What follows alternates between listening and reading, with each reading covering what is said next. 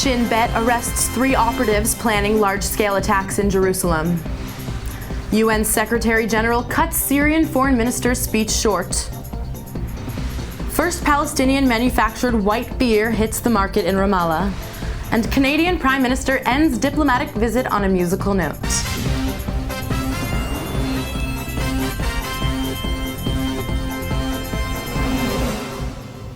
Shalom and welcome to the Jerusalem Post News. Here are the headlines for Thursday, January 23rd.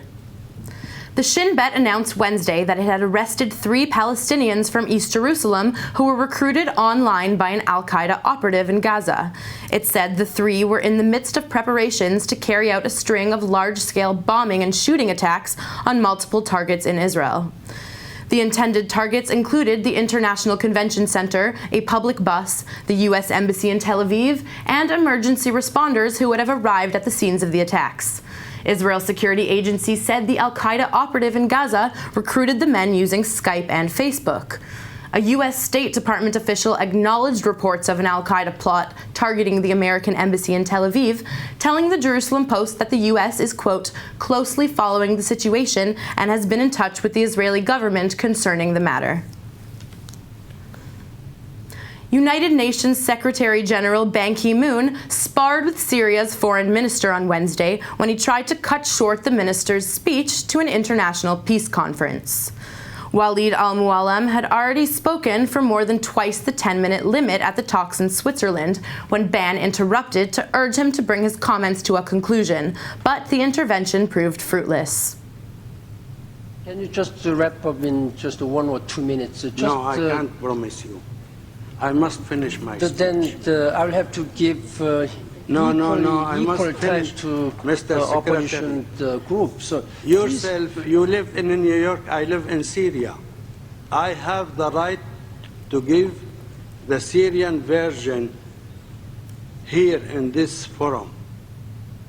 Ban also told participants that it was up to Syrians to choose their leader, not foreign powers who were calling on President Bashar Assad to step down, and pointedly accused Turkey and Gulf Arab states of fueling the violence in Syria.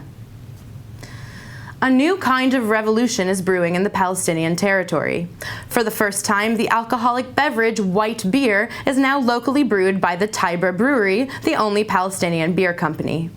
The 3.9 to 5% alcohol content white beer, which is free of preservatives or additives, is a new addition to the Taiba Brewery's 4 German-style beers. The company's slogan, Taste the Revolution, Drink Palestinian, promotes buying and supporting Palestinian products. Unlike its competitors, Taiba beer is made exclusively from Palestinian-grown ingredients.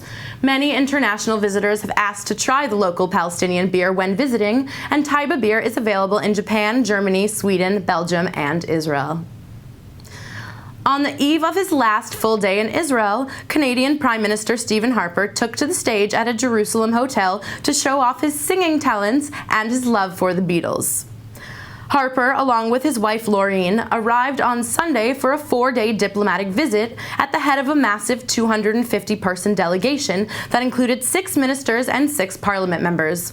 Harper, who has been known for his sporadic musical surprises, courageously performed Hey Jude in front of the audience with Prime Minister Benjamin Netanyahu and his wife Sarah gleefully sitting near the stage humming along.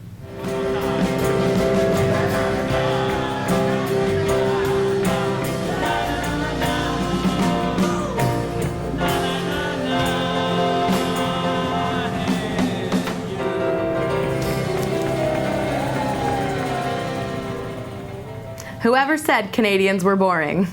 That's all we have time for today. We'll be back next week with more headlines. Until then, shalom and goodbye from the Jerusalem Post studio.